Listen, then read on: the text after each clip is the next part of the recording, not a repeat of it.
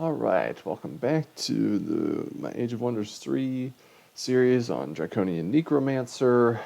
It is for turns 30 through 33, because again, I got carried away. So if we go back to turn 30, look at all those battles. You can see I've met the peeps. I cannot possibly review all this stuff. So many battles per turn, very efficient. So turn 30. All the way back here. So they keep trying to be my buddies. Clearing out troops, you can see my first Dread Reaper was summoned with greater life drain. How amazing is that? Ah, it's so good. Plus the native energy drain and the native invoke death. It's just fantastic. 60% physical protection, just amazing. So they were summoned. The reason why it's greater life drain is because they were summoned in here, and that adds the lifesteal when they're summoned in a place like that. So they'll be joining him for a moment, but I'm going to have an independent stack of flyers. That's what I tend to do. Scrolling back up. Yep, just clearing that out.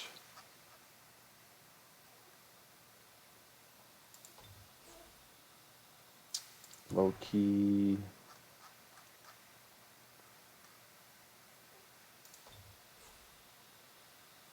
Yep.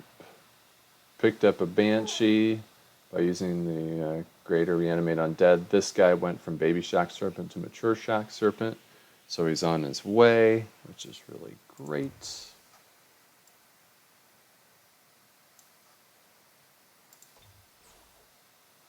Clean out minor troop battles. Yes. So pick up another Deathbringer using the Greater Reanimate Undead. So and I've got 2 Deathbringers, which is really great. Really useful. What else? Okay, that was it. Really wish it didn't scroll you back down to the bottom of the list every time. Alright. Minor stuff there. This is why, it's good for me to save every battle if I can, or at the end of every turn. Minor stuff.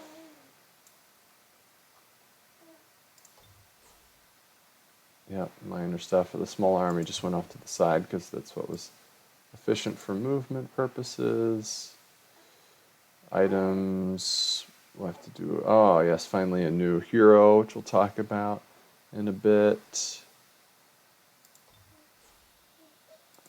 Minor clearing there.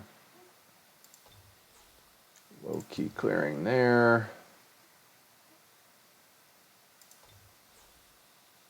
It's starting down here, pretty easy battle. And at some point, once you've leveled your stuff up, the battles are pretty easy. I pick up this Spider Queen because, again, it's lovely to have a spider with each army because they can webbing touch and let you cheese out experience the rest of the time. So just really useful for that. Okay, so that was the 3rd one below. So we need to look at the 4th one below, which is this. Took the city finally. I didn't have to wait this long to get this many troops, but I wanted to be cautious. Plenty of backups. It's just a bunch of ragtag stuff. But if you have healers in each army, they can support up to 3 cadavers, which is pretty great. And then we're about to meet these folks. Okay, so that was the 5th one down. Miss, minor clearing, and then minor clearing. Yep, and then this is where we met everybody. And when you meet one of the AI, you meet them all within the next turn or 2. It forces you to meet them all. And so now I'm going to start getting my stuff disjuncted, which is unfortunate. I got this necromancy, so I'm up to plenty of casting points, which is great. You notice that there's 2 Heart of the Hearts as a part of it, though Northern Lights is giving me plus 15. So usually it's not this much. more items, which we'll talk about in a bit. A bunch of the stuff, the cities I've captured have finished migrating, start giving me their money.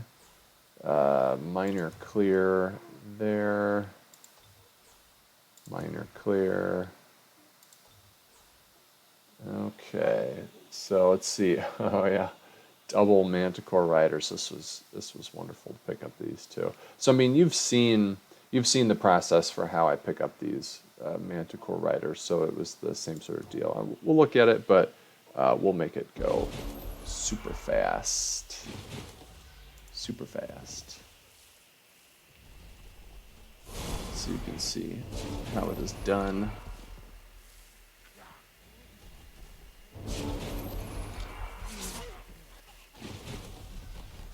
And it's done in part by splitting. This is a wonderful map. These maps, these Lost City maps, are a wonderful way because there's plenty of room to maneuver around. So I'm going to tempt this guy away here so I can do one of these guys at a time. So get the immolation and start to get the curses. So they're split. So I'm going to keep I start with my hero usually attacking often because it can do the minus movement, so I know they'll be locked down in that spot. Keep despairing and cursing, so getting him super low. Okay, so you can see as I'm about to do the final attack where he's at. He's got 6 stacks of despair, immolated, cursed, all that stuff. So he's 100% spirit weakness. So this is ideally where you get the 100% spirit weakness means that your ghouling is guaranteed to hit. So, if you like certainty, it's a good way to do it. If you have the luxury of being able to move around like that and kite, which the energy drain from your hero really facilitates, then that's really great for that. And I rinse and repeat here, where I'm locking him in place with energy drain whenever possible, just keeping my distance. I think he's got stiffened limbs on him, which is also a key part of the strategy. Boom, there you go. Easy peasy. So yeah, stiffened limbs helps them move slow and helps you kite them until they're ready to be ghoul cursed.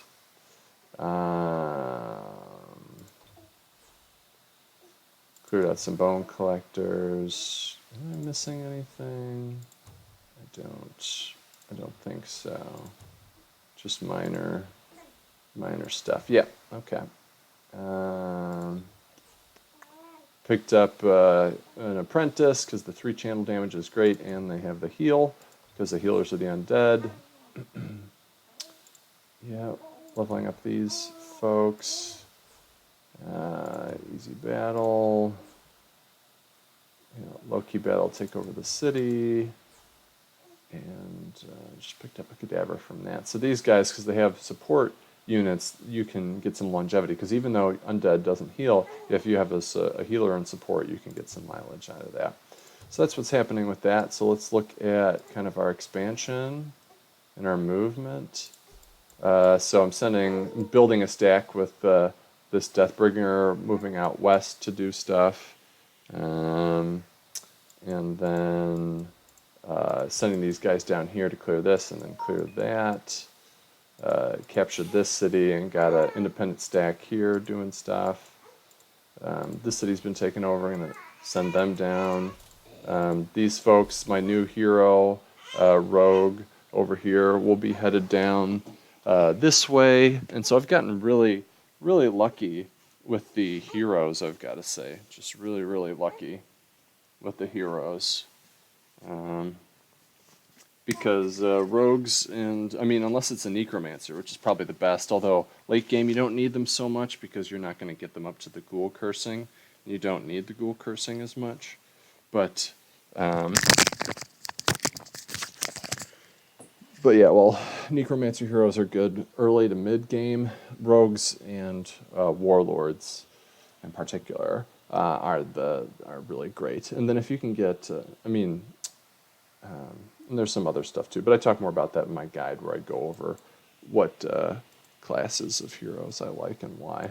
So you can kind of see that my underground exploration is a little bit slower than my overground exploration, which is pretty typical. But we've landed and we're exploring out this way. starting to send scouts into the heart here, and so this is where I triggered the meeting of people. You can see that blue border.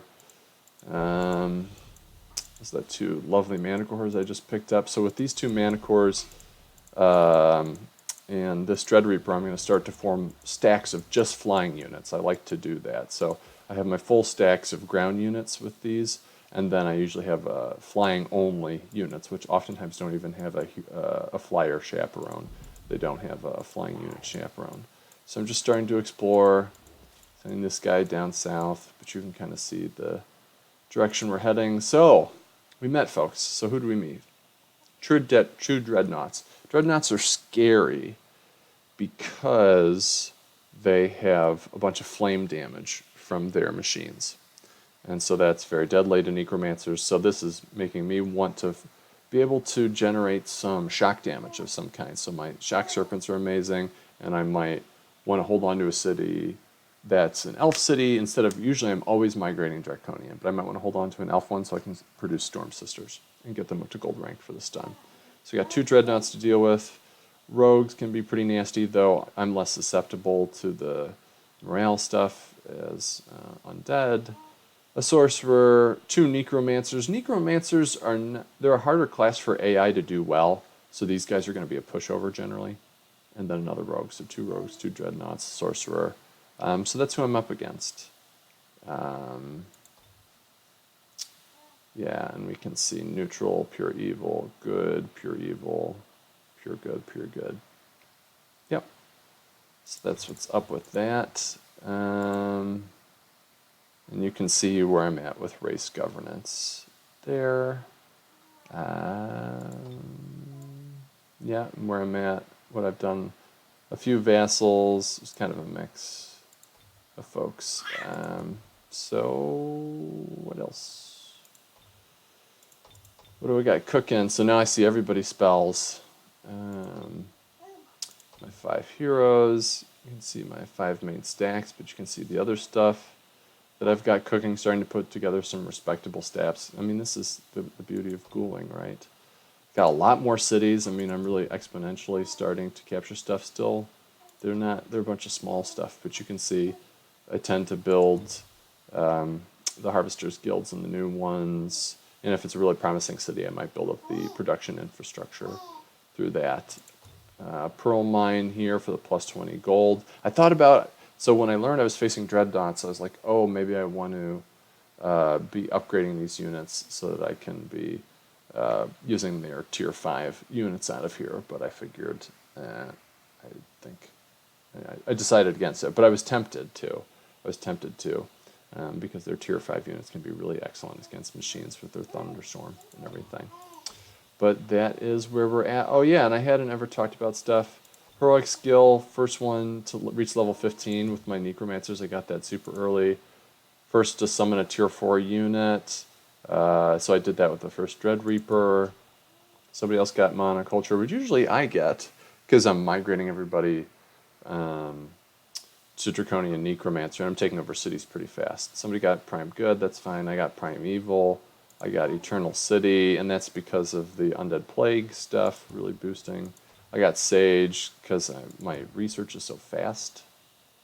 And then I'm building an Item Forge super early to start pumping out stuff.